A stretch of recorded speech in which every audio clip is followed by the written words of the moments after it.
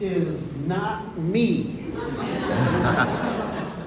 I tried for 30 minutes on ChatGPT uploading files of my picture saying, give me a picture of a Western trail boss and a bunch of horses with people on the horses behind them. And this is the best I got. Now I wish, right? I wish I looked like that. But there you go. So there's my contribution with AI to this presentation. When Ruth asked me to lead this presentation a couple of weeks ago, I was ecstatic because I definitely have a process that I'm going to reveal to you, and I love sharing this process. And then she said, and Marty, we're going to have a Western theme. And just like James here, I looked at my closet and was like, okay, well, I've got this hat that I use when it's snowing and I'm grilling. And that is the extent of my wardrobe for Western. And I was like, what do I do? Can I look on the internet? Do I have to ask somebody? Do I need to get a fashion coach? Does my wife know anything about this? What do I do? Well, here's the result. I have a little sport jacket over there that I had in my closet, and this, I got the little tie. What are these called? Bolo. I had no idea. I got a Western shirt that is consistent with my branding color, because whenever I speak anyplace else, I'm always wearing this color in some form or fashion. But I wasn't sure until I came here. And I asked Ruth, I said, so Ruth, what do you think? And she just smiled at me and she said, that's great, Marty. Now, what the heck does that have to do with Toastmasters? A lot. Because I had to make decisions before coming here. And I was nervous about it. I wasn't sure if my decisions were going to be right. Until Ruth received me and proved that my decision was correct. If you were to walk out of this room in the next 20 seconds and not hear anything else that I was to say, my suggestion to you would be the best thing you can do with your club is when you get a visitor that comes in the door, your job, no matter what officer your role is or whether you're an officer or not, your primary best thing you could do, the best gift you could give anybody, especially to that visitor, is to convince that visitor that they made the right decision to be there. And that your club is the best fit for them. So this process I'm going to take you through, essentially you have to have that in place first, and then ride the wave. And you can literally bring in as many visitors and members, convert them to members as you want, and literally as fast as you want. You don't believe me? I know. I didn't believe it either until we did it. But it's true. And this isn't a process that we came up with overnight. I've actually used this to build a group on Facebook called Speakers Speak Group, a live event that meets every Wednesday called Speakers Speak Live for professional speakers around the country. I use this to create 4 other Facebook groups.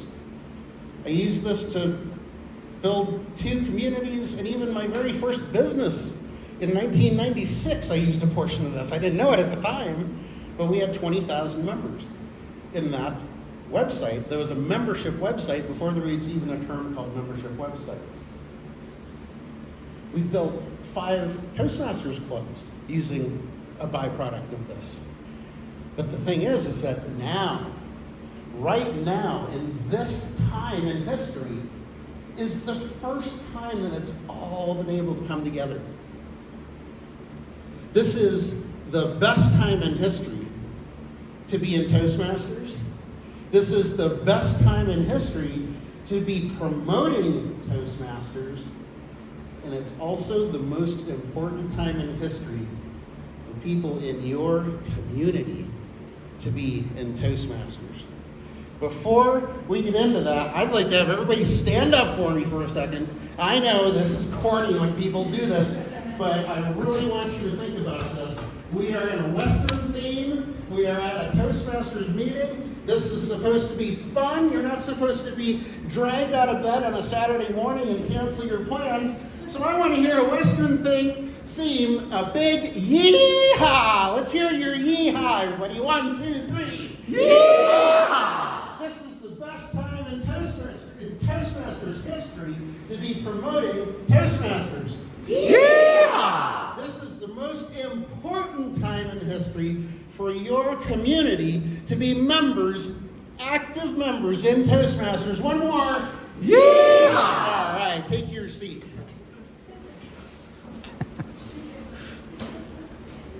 Step 1.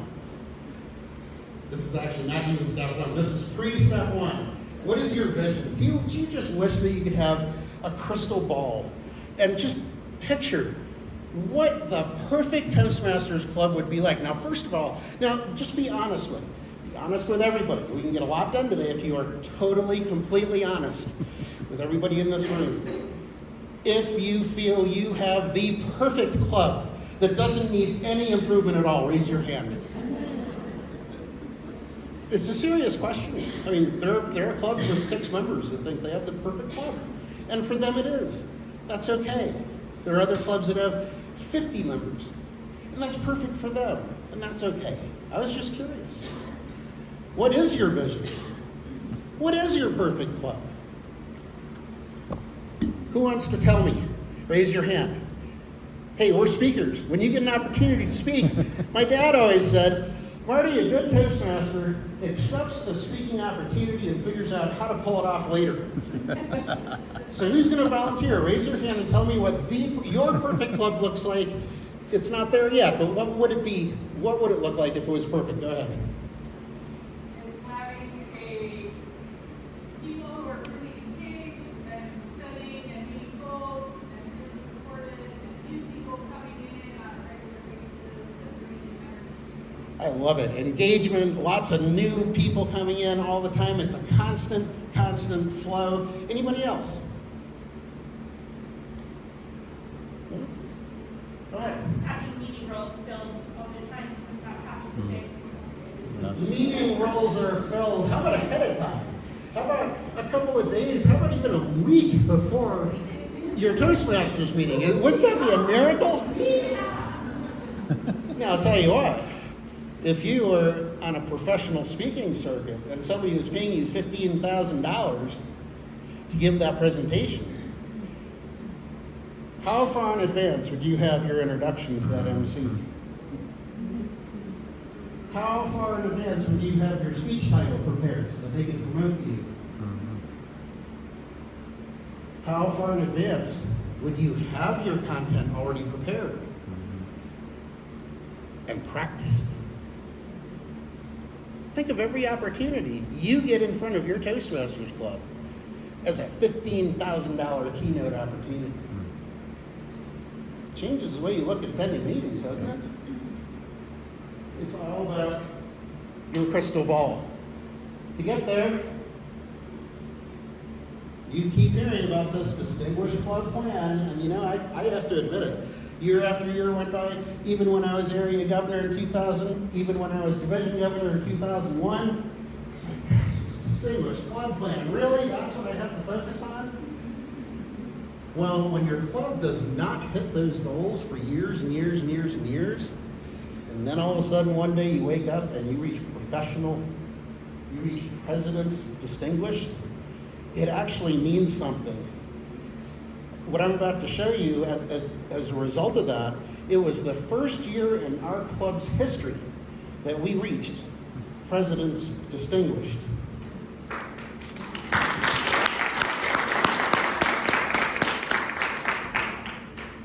So everybody admitted by not raising your hand that your club has improvement to make. There are 5 areas where I'm going to suggest that you improve your club. The first one is your vision. You need to get a clear vision. Now I see everybody writing notes already. I'll say right now that you don't have to take any notes. You can, but you don't have to. because I'm going to announce at the end of this, and you are the very first group to hear about this, I am creating a document. I'm not going to call it a book. I'm creating a document that is going to be essentially the ultimate club building machine document. Nice. And it's not going to be the Marty program. It's going to be community driven. Just like my weekly event, Speakers Speak Live, just like how I've built communities, we're going to make a document that is community driven with all the best tactics and everything. You're going to get access to that. I'm never going to charge for it. This is not something that's going to be on Amazon. It's just, I mean, you get to a certain point in Toastmasters where you want to give back. So this is the way that I'm doing it. I've figured something out. We're going to share it. All right, so improve your vision. Figure out exactly how many members you want in your club. Not only how many members do you want in your club, how many visitors do you want to attend every week? Did anybody actually do a count of how many people we have here? 26, 27, 28, somewhere in there? I actually think that's the sweet spot for every single Toastmasters meeting. To get that kind of show up, you need to have 30, 32, 33, 34, 35, because people are traveling, right? So what does that number look like for you? What is going to be that perfect amount? You have to improve your vision. And everybody has to be on board with it. Because you'll have some members that are nice and comfy cozy with 8, 10, 12 members. But it's a totally different experience when you're standing in front of a group of this size. What's the benefit to you? What's the benefit to you of what can you imagine what it would be like if you had 25 or 30 people show up to every single Toastmasters meeting your club offers? Give me some ideas. Benefits to you as a member.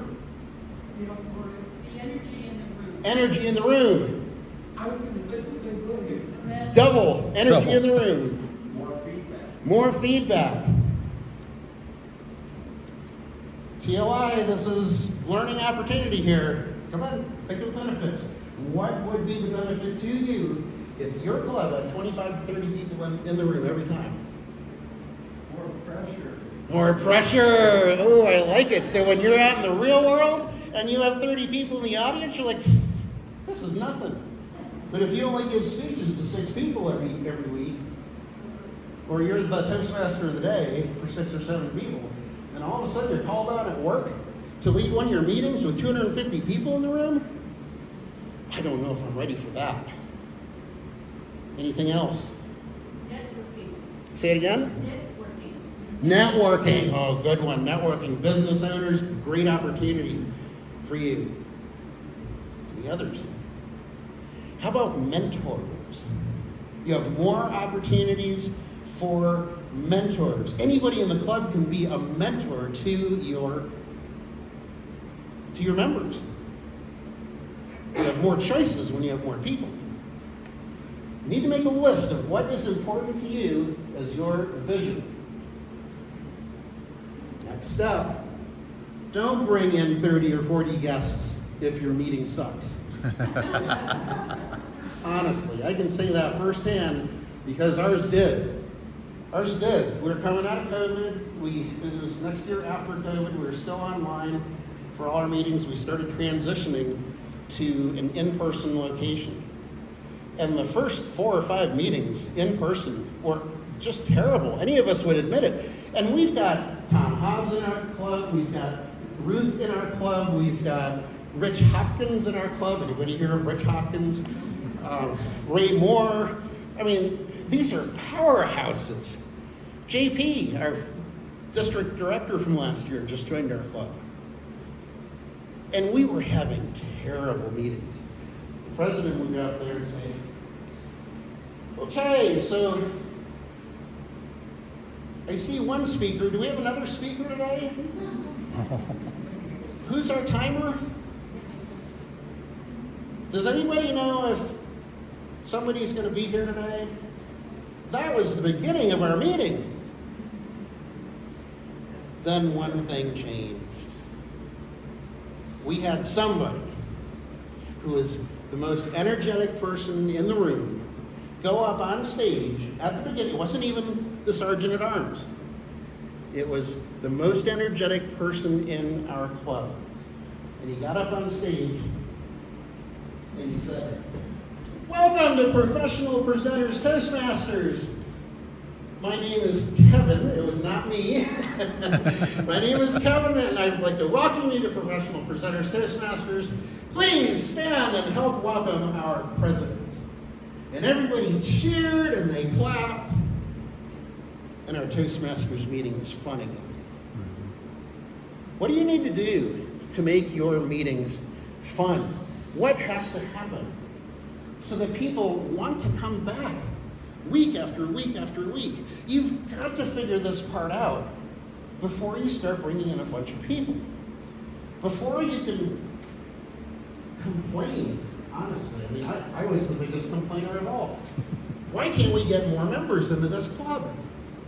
Before you complain to anybody about not having enough members, this has to get fixed. Your meeting has to get fixed. It has to be fun. It has to be vibrant. It has to be planned in advance. Unless the culture of your club is more of a relaxed one. I've been a part of clubs where nobody's assigned to anything. You just walk in and there's a sheet to sign up for what you want to do when you walk in the door. If it works, that's fine. I'm not suggesting that it's my way or the highway for how your club works. But you just have to figure that out as a club and say, this is our culture. And we're sticking to it. Everybody's got to be on board. Because it's got to be the same. You've got to have continuity. That's what your visitors expect to see. So improve your show. Number 3, improve your presence. Tracy did a great job of introducing you to some things that she's going to be working on with social media. I'm going to piggyback on that and say once you get that set of things in place, that checklist that she put together for you there, I'm going to suggest a few things specifically about Facebook and pages. And I'm going to give you a real gold nugget that nobody's doing. I looked at almost everybody's club on Facebook that's here today. I didn't see anybody doing what we've been doing with Facebook. So I want to just make sure that you know about this and that it exists. Well, first of all, your Facebook page is an important piece of your marketing. You want to have a URL that says your club name. That's important. So you have facebook.com/professionalpresenters. You want to have the approved logo for Toastmasters. We did not. 2 years ago, we did not, and somebody called us on it. So they're looking out there. They're looking at what you're doing on Facebook. You need to have your actual full name, Professional Presenters Toastmasters. That could be different than your URL on top. You need to have a contact us button, a way for people to reach you once they get onto this page. And I'm going to give you a couple more things after. Those are just some basics for your page. Oops. Am I missing a page? I might be, but that's okay. All right, so after you get your page done, this is where I'm going to spend the majority of, I've got my timer set here, and I'm going to try to just get us out a little bit early so we can get our schedule back on track a little bit. But this one is probably the most important thing, and it's really overlooked. It's not even the gold nugget I told you about a minute ago. You need to improve your communications with your guests. People who are first-timer guests, people who are returning guests, we treat them differently in your communications. And then there are your current members that also need your communication. So the challenge here is for you to up your game with email. Who checks their email every day? Hold your hand up a second. This is important. If you check your email every day, hold your hand up. We don't have everybody raising their hand, but I'd say that's about 95%. So who thinks email is dead? Raise your hand. Why bother promoting through email? Nobody's raising their hand. Thank you, I appreciate that. You go to an internet marketing conference today, half the room will say, email's dead. Why are you even sending emails to people? It's not dead. We check email every day. Therefore, you need to have a robust method for communicating with your guests and your members using email. Gmail is a good start. Once you get to a large enough list, it's just a time suck. If you are the VP of PR trying to bring in visitors to your club, it'll take you an hour minimum every week. You don't need to be doing that. You need something you can do in 10 minutes. You need to find an email system, I don't care what it is, constant contact, there's a whole list of different ones. I found one called Elastic Email. Elastic Email, I am not an affiliate for this company. I've talked to the owner a little bit, and I suggested some things that would really help, but if they fix those, I think it would be a really good tool for Toastmasters to use as a whole. So I don't know, maybe that conversation with people when they get wrong. But the main reason that I use this is because they have kept up with the changes in email. There have been changes in email over the past year where email that you could get delivered to people a year ago, you cannot get that same email delivered today. It just goes into the vapor and you never know. Email is so important, we do it every day. Now notice I have in that, next to that big arrow, I have marty@professionalpresenterstoastmasters.com. I have an email address with our domain name in that email address. Just ups your game when you send an email to somebody that's visiting your club and it has that domain name in it. Oh, well that's a pretty established club. They have their own domain name. That's pretty cool. It just is one of those credibility builders. But by using this system, this is our average, a 98.93% delivery rate. Delivery rate, that means almost all of the emails that we sent out were actually delivered to an inbox. 61% of those are opened on average. Now, the national average for broadcast email systems is about 16% open rate now. It's terrible because so many of those emails never get delivered. This has been a core importance of how we've been able to bring so many visitors, because I can send 2, 3, 4 emails in a week saying, you know, thanks for your interest, and then the next one is, here's when we meet, and then the next one is a reminder, this is when we're meeting, and then today, here's another reminder, we're having our meeting today, 4 a week we can send. And people, through repetition, eventually visit our club. So now, let's go back to the members, or the Facebook page. This is important again. See now at the bottom it says 650 followers. Once you get a certain number of followers, which Tracy is doing a great job talking about bringing other members of your club in to have them supply content, great idea, awesome, you need to do that. Once you get those followers, as you're building those followers, heck, I'm going to say, don't even wait until you get followers. Did that all on purpose, because here's the gold nugget. If you leave in another 20 seconds, please remember this and take it home and talk to when you have your officers meeting, bring this up. Number 1, Facebook page. Number 2, you need to start creating an event in Facebook through your Facebook page every week that you have a Toastmasters meeting. Not just for your open houses, not just for a special event. Every single Toastmasters meeting that you have.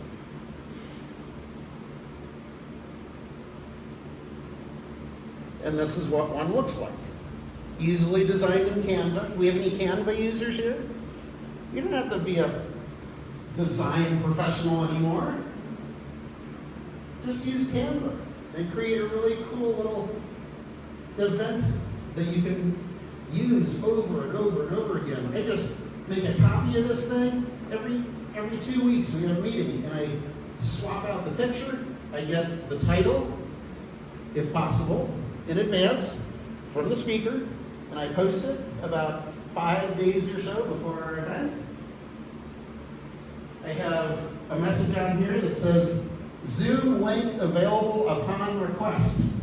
Very important that you state that if you have a hybrid club, which we do. I've got the address on there where we meet, and then here is the gold nugget that I promised you.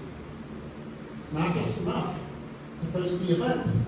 You need to invite people to the event, to that event. As you build your followers, remember when you put content out there and people click on the button following, not just like, but following, that list of followers will appear after you launch your event, where you can invite people individually, one by one by one. Now up here in this top right corner, it says 495 invites left. I can invite 500 people to this event. 500. So that list of followers can grow and grow and grow. Every week, you can keep inviting more and more people. How many of you have seen that before? I'm curious, honestly. 1, 2. This is gold. And there are not a lot of Toastmasters clubs doing this. But it takes consistency. Every single meeting that you have, put up an event and invite everybody that is following that page. It's just so easy. It's almost too easy. It's just a lot of numbers after that. Yep.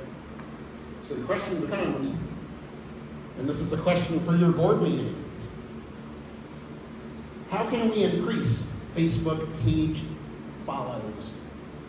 Who's asking that in their officers' meeting? This is a missing link, everybody. What are all the things you can do? Post content, right? Is there anything else? Yeah, there's a big one. You can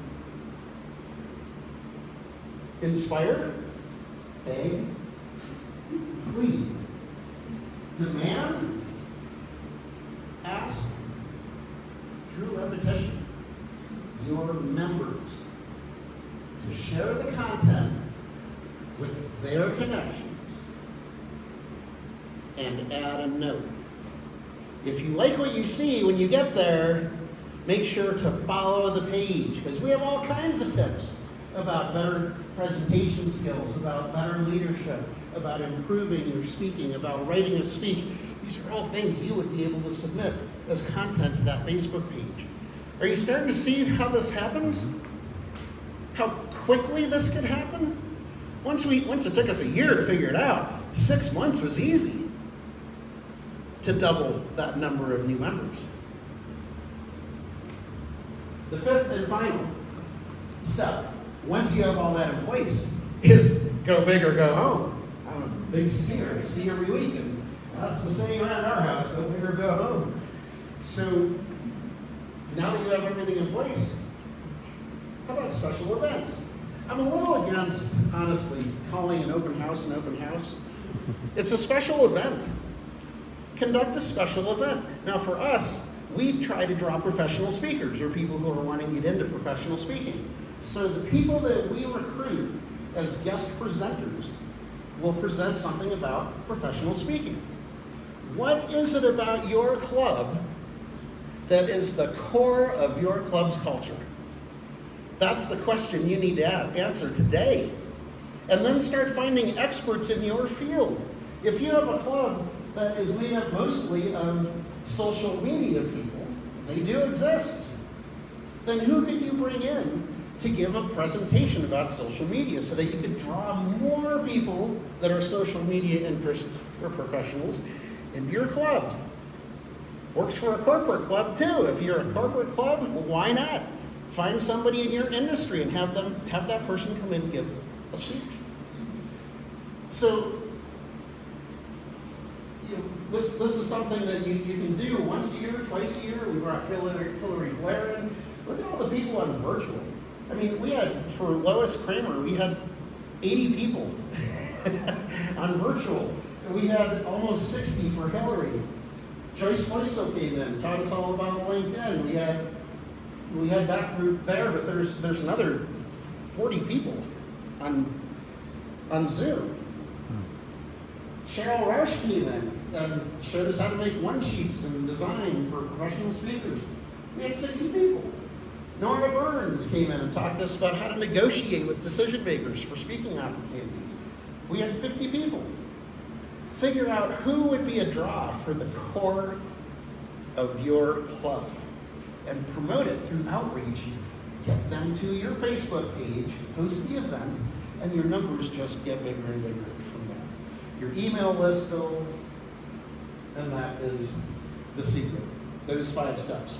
I will save the time of recounting those 5 steps to make the a great Toastmaster speech, but I will suggest that you scan this QR code, get on this list, or go to talk.ac/Marty Dickinson TM, or connect with me somehow. I don't care how, but get on this list so that when I launch this first version of this document, this is only a piece of it. There's also mentoring involved, how to retain members. The whole thing is in there.